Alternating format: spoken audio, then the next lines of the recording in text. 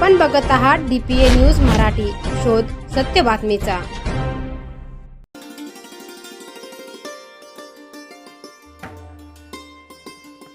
IDFC first बँकेत मॅनेजरपदी निवड झाल्याबद्दल सिद्धार्थ गौतम डोके याचा भव्य नागरिक सत्कार करण्यात आला। या यशाबद्दल त्यांच्यावर सर्व स्तरातून अभिनंदनाचा वर्षाव होत असून पुढील वाटचालीसाठी त्यांना मंगलमय शुभेच्छा देण्यात येत आहे।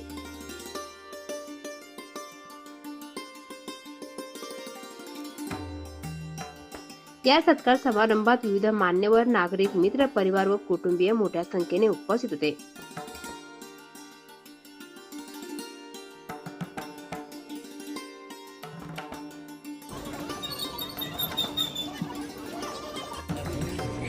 सिद्धार्थ डोके यांच्या मेहनतीला व चिकाटीला मिळालेले ही यश तरुणांसाठी प्रेरणादायी ठरत आहे। कार्यक्रमास्थळी छत्रपती शिवाजी महाराज, डॉक्टर बाबासाहेब आंबेडकर यांच्यासह थोर महापुरुषांच्या प्रतिमांना अभिवादन करण्यात आले।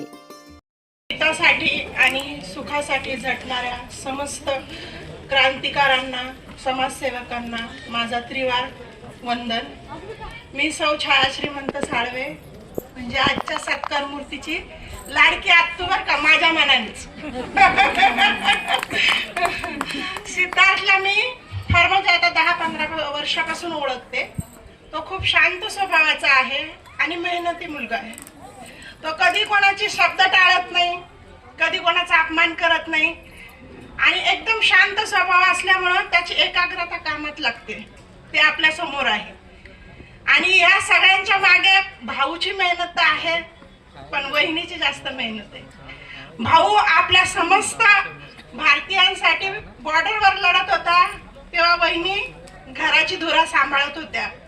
जशा बाबासाहेब जेव्हा समाजकार्यात मग्न होते, तेव्हा रमाईनी संसाराची धुरा आपल्या खांद्यावर घेतली होती, त्याचप्रमाणे आपल्या वहिनीने संसाराची धुरा खांद्यावर घेतली होती।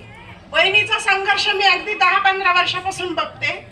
हे खरं सिद्धार्थचं यश नसून मला असं वाटतं वहिनीच्या कष्टाला आलेलं फळ आहे। मुलांना जेव्हा वडील घरी नसतात तेव्हा धाक नसतो, मुलं बिघडतात।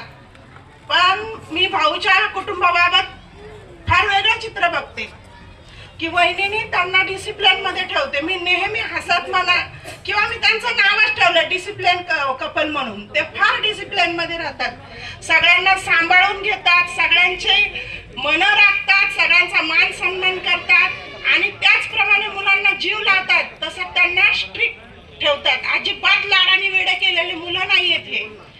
मी सिद्धार्थला या क्षणी त्याने फक्त एका बँकेचा मॅनेजर झालाय, त्याने पुढे मला अशी इच्छा की त्याने रिझर्व्ह बँकेचा मॅनेजर व्हावं। या मंगल क्षणी मी हीच शुभकामना देऊन माझे 2 शब्द संपवते। जय भीम। डोके यांना जी IDFC मध्ये बँक मॅनेजर म्हणून नियुक्ती झाली, त्याबद्दल त्यांचे प्रथमतः मनापासून अभिनंदन करतो। त्याचप्रमाणे त्यांचे आईवडील जे आहे त्या कष्टातून ज्या कष्टातून ते उभे राहिला, शिक्षण दिलेलं आहे, त्यामुळे देखील त्यांचं देखील अभिनंदन या ठिकाणी करणं महत्त्वाचं आहे। कारण जर आपण ज्या वेळेला एखादा झाड वाढवतो तर झाडाला फळं येतात, परंतु ते झाड किती कष्टातून वाढलेलं आहे, त्या झाडाला किती खत पाणी घातलेलं आहे ते त्या आईवडिलांनाच माहीत असतं। कारण ज्या वेळेला एका आईवडील ज्यावेळेस कष्ट करतात आणि मुलांना वाढवतात, त्याचप्रमाणे संस्कार देखील तितकेच महत्त्वाचे आहेत। मुलांमध्ये संस्कार आजच्या घडीला जर विचार केला, आजच्या जर तरुणांचा जर विचार केला तर सर्व तरुण हे नशामध्ये आणि दारूमध्ये व्यस्त झालेले आहे। आणि अशा वेळेला जर एक आपल्या कुटुंबातून सिद्धार्थ बँक मॅनेजर होत असेल तर ही सर्वात महत्त्वाची अभिमानाची गोष्ट आहे। ज्या वेळेला डॉक्टर बाबासाहेब आंबेडकरांनी आपल्याला भारतीय संविधानाच्या माध्यमातून या सर्व सुखसुविधा, हक्क अधिकार दिले, त्याचप्रमाणे बाबासाहेबांनी देखील त्यांच्या समोर एक अधिकारी निर्माण झाला होता। ज्या वेळेला बाबासाहेबांनी संविधान लिहिलं आणि त्यांच्या समोरच एक अधिकाऱ्याची निर्मिती झाली, एक IAS अधिकाऱ्याची, आणि बाबासाहेबांनी त्याला प्रश्न विचारला की तू मला भेटायला आला या ठिकाणी। बाबासाहेबांना तो IAS अधिकारी भेटायला गेला आणि बाबासाहेब त्याला म्हटले तू मला भेटायला नसता आला तरी चालला असता, परंतु तू त्या झोपडपट्टीच्या एरियात जा आणि सकाळी एक चक्कर त्या झोपडपट्टीतून तू टाय कोट सूट घालून मार, म्हणजे मला पुढच्या पिढीतून त्या ठिकाणी अजून IAS झालेले मला बघायला मिळतील।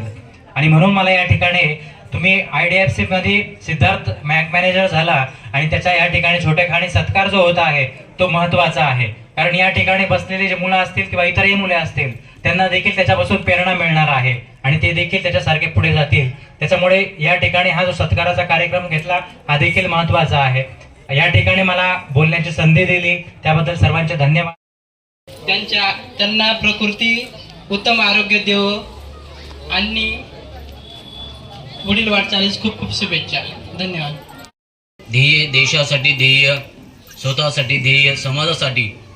एक सैनिकाचे ध्येय, एक सैनिक म्हणून ज्यावेळेस सीमेवर आपली नोकरी करत असताना आपला परिवार कसा घडतो आपण या ठिकाणी DPI न्यूज मराठीच्या माध्यमातून सिद्धार्थ डोके यांच्याकडनं जाणून घेणार आहोत. काय सांगणार सिद्धार्थ, आपलं शिक्षण किती झालं? माझं ग्रॅज्युएशन झालेलं आहे BComमध्ये. MBA चालू आहे. अँड सेकंड थिंग म्हणजे आपण जेव्हा काहीतरी करतो, एखादी कोणतीही गोष्ट करू त्याच्यामध्ये घुसून जायचं असतं. आता हे बघा, सगळ्यात पहिलं बघण्यासारखं असं असतं, कुठेही काही करायच्या आधी आपल्याला लागतं शिक्षण. महत्त्वाचं मेन म्हणजे आपल्याला सांगतं ते शिक्षण. त्यानंतर आपण पुढच्या गोष्टीसाठी आपण बघू शकतो. दुसरी गोष्ट म्हणजे आपलं बोलणं चांगलं हवं असतं कोणत्याही गोष्टीमध्ये. आता कुठेही गेलो आपण, जॉबसाठी गेलो, काही बघतोय, तिकडं सगळ्यात महत्त्वाचं असतं ते इंटरव्ह्यू म्हणजे तिकडं आपलं बोलणं बघितलं जातं. एखाद्या वेळेस शिक्षण जरी थोडं कमी असलं पण माणूस बोलणारा चांगला असला त्याच्यावरती सगळा खेळ असतो. ते महत्त्वाचं असतं. आणि मी माझ्या आईवडिलांचा खूप मनावरनं ते करतो. त्यांनी मला इथपर्यंत काबिल बनवलं की मी आज इथे उभा आहे माझ्या जीवावरती. धन्यवाद. आपलं गाव कोणतं? माझं गाव जालनामध्ये ढगी बोरगाव म्हणून. येस. आणि आपला जन्म कुठला आहे? जन्म आहे माझा बोरगावचाच आहे. हो. नाशिकमध्ये 2015मध्ये आलो आम्ही. आधी रेंटनी राहायचो वडनेर गेटला. मग त्यानंतर इथे पप्पांनी जागा घेतली. मग त्यानंतर छोटंसं घर बांधलं. मग तिथून हळूहळू अशी सुरुवात झालेली. सैनिक होते, आपण त्यांच्याशी देखील चर्चा करणार आहोत. काय सांगणार? मी म्हणजे माझ्या मुलावर खूप गर्व आहे. कारण की त्यानं माझ्या शब्दाच्या पुढं थोडाही गेलेला नाही आणि मी जे सांगितलं त्याच्यावर चाललेलं आहे.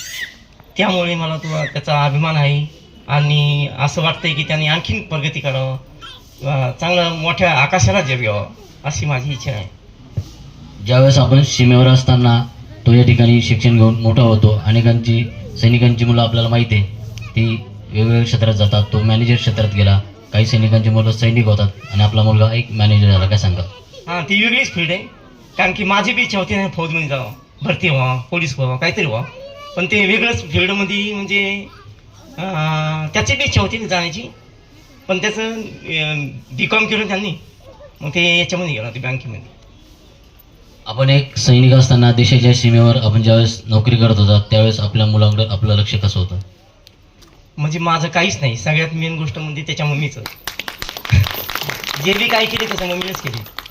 मी तर फक्त माझे म्हणजे देशाविषयी म्हणजे सत्याविषयी याच्याविषयीच लढलेलो मी. शिक्षणाविषयी म्हणजे फोन तर नव्हतेच तेव्हा.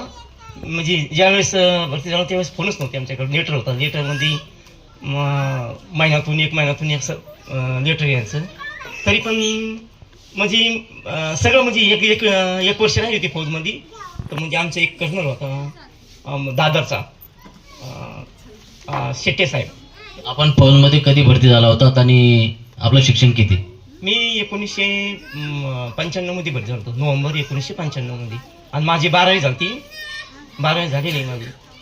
तर मी औरंगाबादला भरती झालेली. आपण किती वर्षे फौजमध्ये नोकरी केली? मी 24 वर्ष केली. 24 वर्षे कलर सर्व्हिस केलेली इन्फंट्रीमध्ये. 24 वर्षे केलेली. फर्स्ट टाइम बठिंड्याला आलेला माझ्यासोबत. लहान खूप छोटा होता आणि खूप मस्ती करायचा. नर्सरीला खूप मस्ती करायचा. पुढे म्हणजे काही कुठे झालं तर म्हणजे कुंकडे फिरत राहायचा असा. म्हणजे लहान होता छोटासा. ते दिवस खूप आठवते मला. हिंदी येत नव्हती. ते पंजाबी आमचे म्हणजे सगळी पंजाबी चालायची. तर मग त्या लहान पोरं असायची त्यांची केस लांब असायची सरदाराचे. तर तिला काय ते पोर होते मग त्याला पोरगी म्हणून असं बोलायचं त्या पोराला. ही म्हणे ही मारती ती मारती ही मला बोलती असं बोलायचं तो. आठवण म्हणजे हेडक्वार्टरवर राहिले असताना त्यांचे शिक्षण त्या आर्मी स्कूलमध्ये झालं स्टार्टिंगपासूनच, म्हणजे नर्सरीपासून तर शेवटपर्यंत आर्मी स्कूलमध्ये शिकले ते. आर्मी सारखी आठवण तुम्हाला कुठं जगात भेटणार नाही. म्हणजे एवढं म्हणजे तिथं हे राहते ना, डिसिप्लिन राहतंय, वेलफेअर होतंय बायाचं. ज्यांना बोलणं येत नाही त्यांना बोलायला शिकवतात, ज्यांना स्पीच द्यायला शिकवतात. असं आपल्या इकडे कसं म्हणजे घर आणि चूलच असते, तिथं तसं नाही. एका हप्त्यातून फॅमिली वेलफेअर होते तिथं. म्हणजे नवीन नवीन मॅडम येतात, म्हणतात हे गावाकडच्या बाया, यांना काही बोलता येत नाही. तिथं मग त्यांना स्टेजवर येऊन बोलायला लावतात, शिकवतात, गाणे बोलायला लावतात, डान्स करायला लावतात. म्हणजे सगळं ते माहोलच वेगळा असतो फौजचा. तसा म्हणजे जगातच भेटणार नाही तसा माहोल. ज्यावेळेस डोके साहेब सीमेवर असायचे आणि आपण हेलिकॉप्टरला असायचं, त्यावेळेस मुलांचं शिक्षण आपण कसं करायचं? मी खूप मारायचे पोरांना. ठीक आहे, आता ते पालक म्हणून आपलं कर्तव्य करायचं, पण शिक्षणाच्या बाबतीत काय सांगाल त्यांना? शिक्षण म्हणजे चांगलंच होतं. ट्युशन हे लावलेलं होतं. ट्युशनवर लावलं? 8वी पर्यंत ट्युशन लावलं नव्हतं, मी शिकवायचे त्यांना. मग 8वी पासून मला त्यांचं इंग्लिश मध्ये आलं ना, मग मला ते इंग्लिश एवढं कळत नव्हतं. मॅथ हे सगळं इंग्लिश मध्ये होतं ना, मग ते मला कळत नव्हतं. मग 8वी पासून त्यांना ट्युशन लावलं मी. फर्स्ट पासून नर्सरी पासून मी शिकवलंय. ज्यावेळेस सैनिकी दलामध्ये ते भरती झाल्यानंतर आपलं आणि त्यांचं जे काही भेट झाली किंवा आपला विवाह झाला, त्यानंतर काही आठवणी काय सांगाल? विवाह लग्न झालं तेव्हा तर 9 महिने आलेच नव्हते ते. बॉर्डर होते, लढाई, कारगिलची लढाई होती चालू, तेव्हा तर आले नव्हते. मी ओळखलंच नव्हतं त्यांना. मी ओळखलंच नव्हतं त्यांना की हा माणूस कोण आहे म्हणून. मग नंतर माझी सासू बोलली की हा गौतम आहे म्हणून, मग मी ओळखलं त्यांना.